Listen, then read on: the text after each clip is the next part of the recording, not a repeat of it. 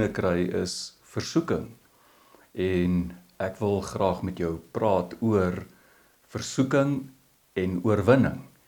En ons skrifgedeelte, die baie bekende gedeelte waar Jesus versoek word in die woestyn, Matteus hoofstuk 4 vers 1 tot 11.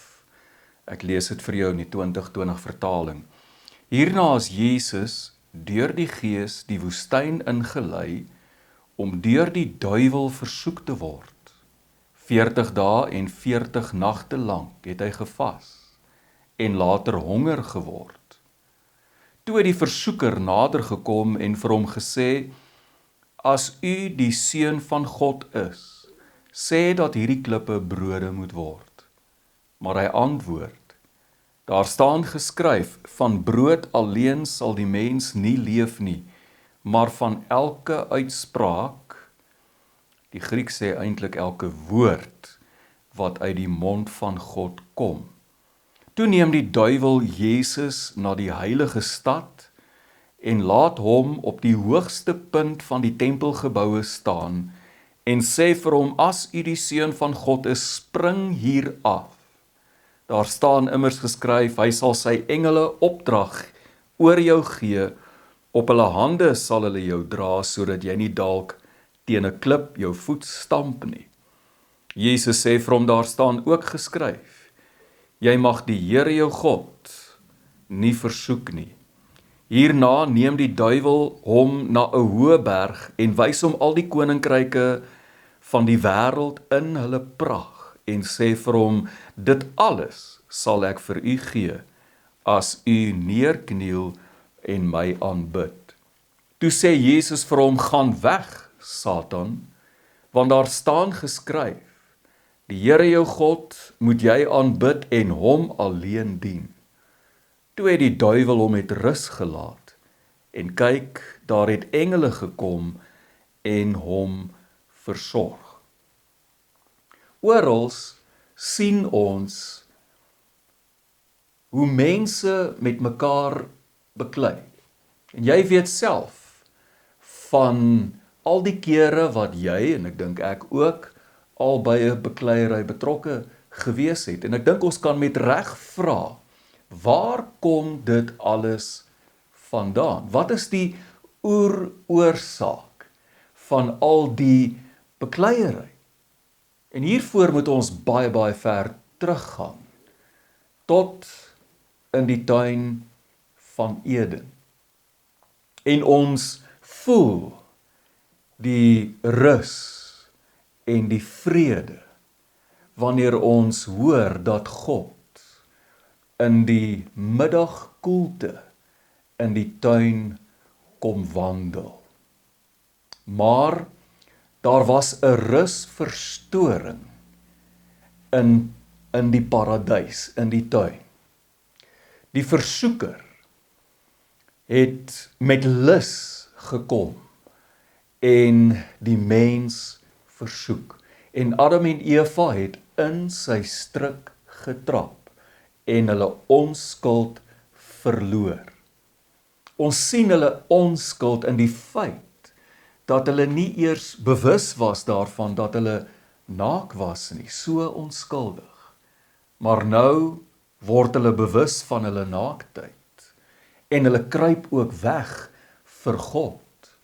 Die allerverskriklikste skeur het in die tuin plaasgevind en God dryf die mens uit die tuin in die woestyn in. En ek gebruik doelbewus die woord woestyn, want die teenoorgestelde van tuin is woestyn. En hierdie wêreld waarin ek en jy leef is op sy beste, maar net 'n woestyn in vergelyking met God se tuin.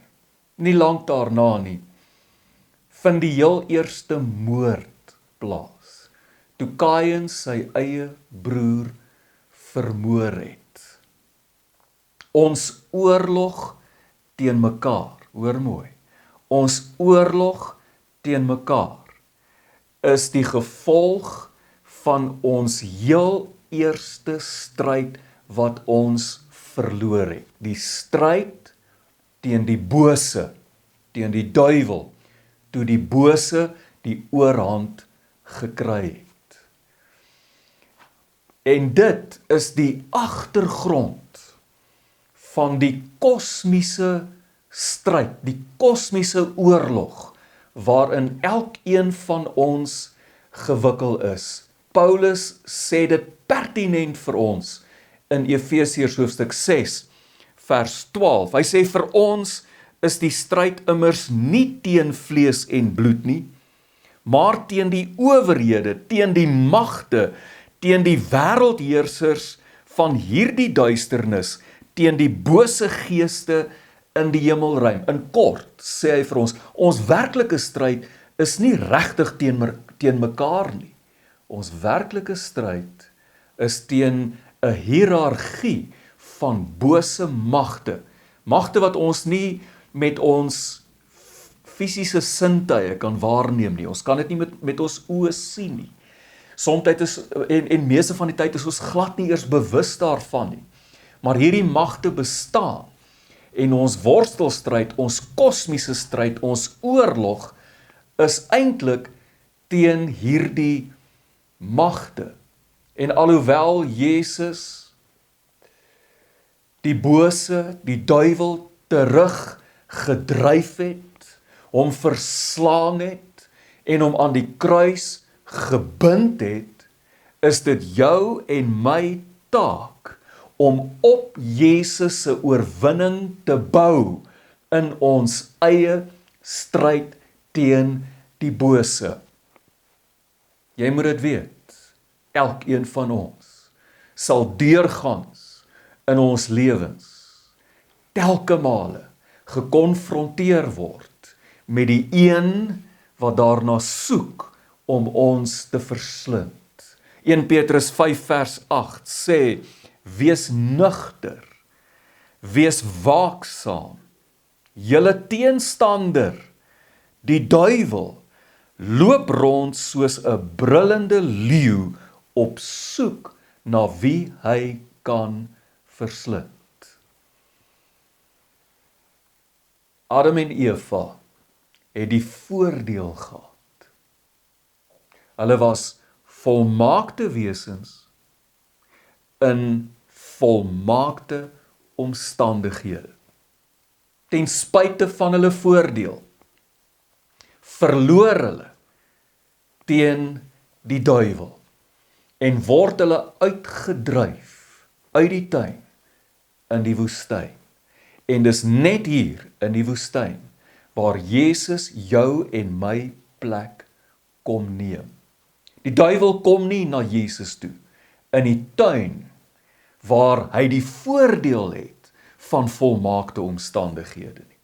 Die duiwel kom na Jesus toe in die woestyn, daar waar hy 'n agterstand het. In ons woestyn kom die duiwel na Jesus toe. In die tuin was daar 'n oorvloed van kos gewees, geen hongersnood. Maar hier in die woestyn is Jesus al vir 40 dae lank sonder kos en hy is honger. In die tuin is die mens, of was die mens absoluut volkome veilig. Maar hier in die woestyn kan Jesus van 'n hoë plek afspring en homself te pletter val. In die tuin het die mens alles besit.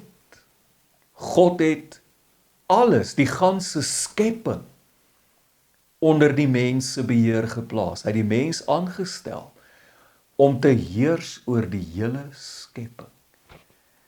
Jy kan maar sê dat die mens was koning oor God se skepping.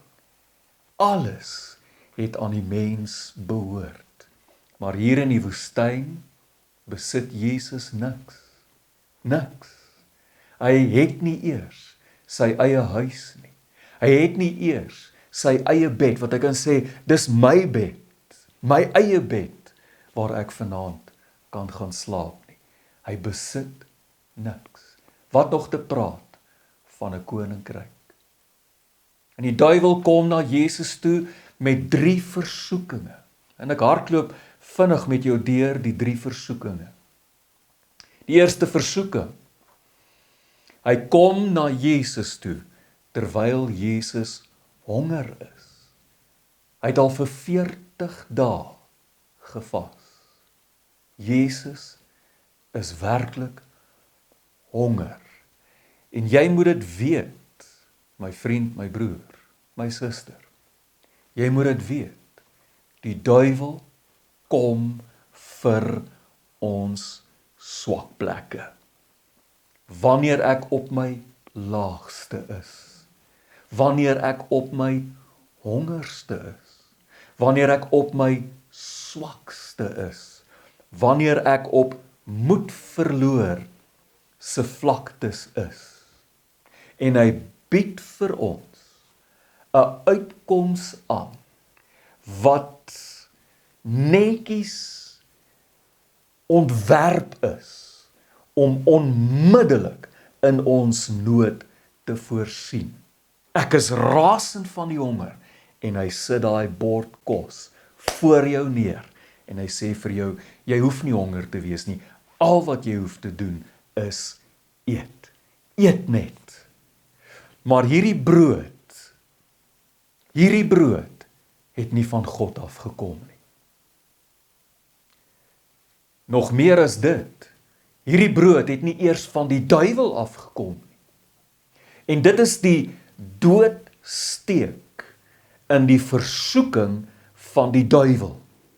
Dat hy vir jou kan sê, maar jy kan mos jou eie brood maak. Kom nie van my af nie, kom ook nie van God af nie, maar jy kan jou eie brood maak. Hier is klippe, maak van dit brood, want jy kan mos.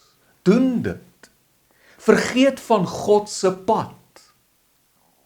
Maak vir jouself 'n pad. Maar my vriend, Jesus het nie gekom om elke aand met 'n maag vol kos te gaan slaap nie. Jesus het gekom om die wil van sy Vader te doen. 'n Vol maag sou hom nooit uit die dood uit opgewek het nie. Maar om die wil van God te doen, het nogal die geneigtheid om in 'n opstanding uit die dood uit op te eindig. Die tweede versoeking, neem die duiwel Jesus na die heilige stad. Ja, die heilige stad, God se stad.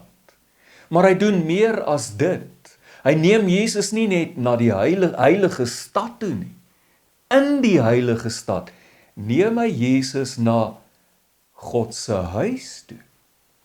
Die tempel in Jerusalem.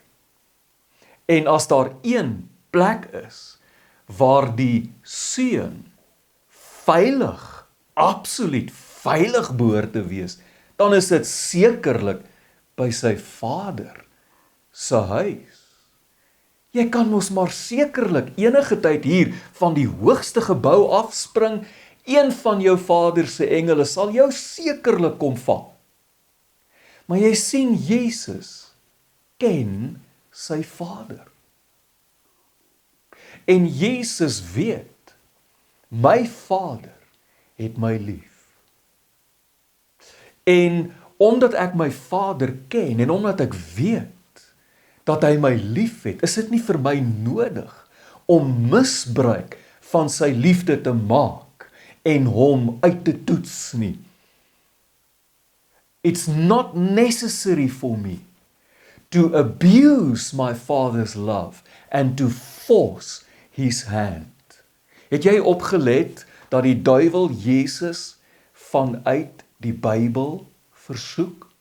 Hy haal vir hom 'n vers uit Psalm 91 aan. Hoeveel mense het hulle self nie al te pletter geval, omdat hulle die Bybel geken het, maar hulle het nie die God van die Bybel geken nie.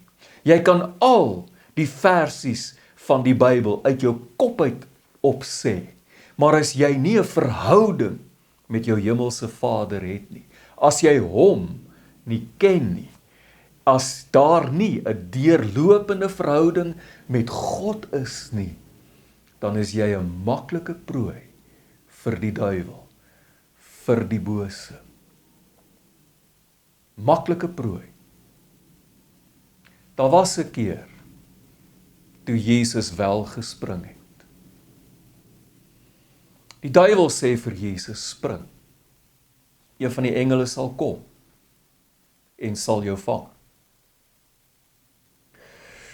Maar daar was 'n keer, Jesus het nie op grond van die feit dat hy sy Vader geken het, sê hy, nee dankie, ek gaan nie my Vader se liefde so misbruik nie.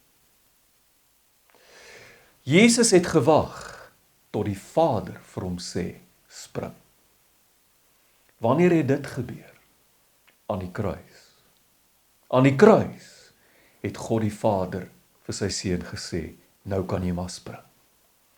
En Jesus het van die kruis af tot in die dieptes van die dood gespring. Maar omdat dit sy Vader is wat gesê het spring, toe hy in die dieptes van die dood kom, toe vind hy die liefdevolle arms van sy Vader wat hom uit die dood uit opwek. Hoeveel van ons het nie al gespring terwyl dit nie God was wat vir ons gesê het spring nie? Hoeveel van ons het gespring terwyl ons eintlik moes gewag het totdat die Here vir ons sê ons moet spring? Ek was vir 10 en 'n half jaar lank die pastoor van AGS Kaapstad, 'n kleinerige gemeentetjie in die stadskom van Kaapstad.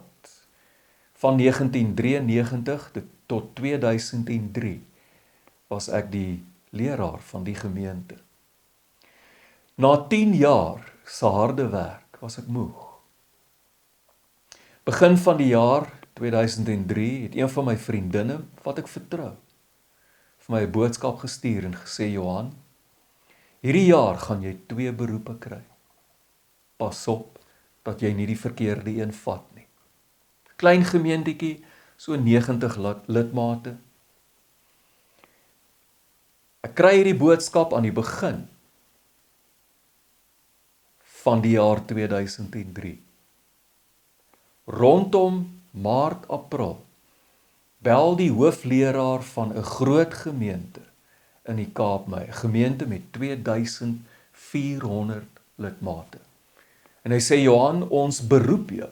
Ons wil graag vir jou 'n pos gee by ons in die gemeente en jy sal deel wees van 'n span van 5 of 6 pastore. En ek sê vir hom, goed, ek wil net eers bid daaroor. En ek het gebid, die Here het nie geantwoord nie. Gebid, die Here het nie geantwoord nie. Gebid, geen antwoord van die Here af nie. En ek besluit toe op grond van die feit dat ek al vir 10 en 'n half jaar in Kaapstad is, in 'n klein gemeente hard werk en soeg, dat dit dalk vir my tyd is om te spring. En sonder dat ek 'n woord van die Here af gekry het, wat sê, dis reg. Skakel ek die hoofleraar en ek sê vir hom, is reg. Ons aanvaar die beroep. Julie maand was my intreepreek voor meer as, ek skat meer as 1000 mense. Maar van die eerste dag af, was dit asof 'n ijskoue bak water oor my uitgegiet is. En 'n angs pak my beet van, ek het die grootste fout van my lewe gemaak. En vir die volgende 4 maande was ek in 'n stryd en in 'n worsteling en in 'n toestand van angs. En na 4 maande het ek bedank en my hele lewe het uitmekaar uitgeval. Ek het alles verloor. Alles verloor. Dank die Here dat hy genadig is en vir ons 'n tweede kans gee as ons hom vra. Maar jy moet weet dat daar 'n teestander is wat soos 'n brullende leeu rondloop en soek wie hy kan verslind. Hy wil jou verwoes. Hy wil jou vernietig. Hy wil hê jy moet alles verloor. Hy wil hê jy moet jou rug op God draai. Ek het gespring en nie gewag tot God gesê het, spring. Derde versoeking. Die duiwel vat Jesus na 'n hoë berg toe. En hy wys hom al die koninkryke van hierdie wêreld in hulle skitterende pragt. Nou moet jy weet, Jesus besit niks. Hy staan en kyk na die koninkryke van hierdie wêreld as iemand wat nie eers sy eie huis het nie. En die duiwel sê vir hom, ek gee dit alles vir jou. Al wat jy hoef te doen is, aanbid my. Stel jouself voor, jy's brandarm, jy weet nie eers waar jy môre jou kos vandaan gaan kry om te oorleef nie. En iemand kom oor jou pad en bied die wêreld vir jou op 'n skinkbord aan. Wat gaan jy doen? Wat 'n versoeking. En hoeveel mense het nie al hulle siel verkoop vir dit wat hierdie wêreld vir hulle bied nie. Jesus het nee gesê vir die glans en vir alles wat hierdie wêreld hom kan bied. Hy het nee daarvoor gesê. Weet jy waarvoor het hy ja gesê? Vir die kruis. Hoekom? Hoekom vir die kruis? Want die kruis was die wil van sy Vader. En ons lees Jesus se worsteling met God se wil in Matteus 26 vers 39. My Vader, as dit moontlik is, laat hierdie beker by my verbygaan, nogtans nie soos ek wil nie, maar soos u wil. Jesus kies God se wil. En God se wil vir Jesus was 'n kruis. En deur die kruis het Jesus by 'n kroon uitgekom, sodat in die naam van Jesus elke knie sal buig en elke tong sal bely dat hy die Here is. Jy moet dit weet en ek sluit af. Jy moet dit weet. Die pad na oorwinning toe vir jou en vir my lê in die besluite wat ek en jy in die woestyn maak. Die plek van versoeking in die woestyn is die plek waar jy en ek te doen kry met twee paaie. Die eerste pad is 'n breë pad met al die bells and whistles. Maar is 'n pad wat lei na kettinge toe, na boeye toe, na 'n tronk toe. Maar daar's 'n ander pad. Dis 'n baie smal weg. Dis 'n pad wat moeilik is om te loop. Dis 'n pad wat jou dalk na die kruis toe neem. Maar as jy hierdie pad loop, dan wag daar aan die einde van hierdie pad nie boeye nie, nie 'n tronk nie, maar 'n kroon. Van die kruis na die kroon. Jy moet weet, my vriend, dat Jesus se pad na oorwinning toe het al langs die wil van sy Vader geloop. Jou en my pad na oorwinning toe, net soos met Jesus, loop al langs die wil van ons hemelse Vader. En daarom sê Jakobus vir ons in Jakobus 4 vers 7 dat ons onsself aan God moet onderwerp. Dis waar dit begin. Ek moet myself volkome aan God onderwerp. En dan gaan Jakobus aan en hy sê, weerstaan die duiwel en hy sal van jou af wegvlug. Heel eerstens, onderwerp jou aan God. Maak sy wil die belangrikste ding in jou lewe.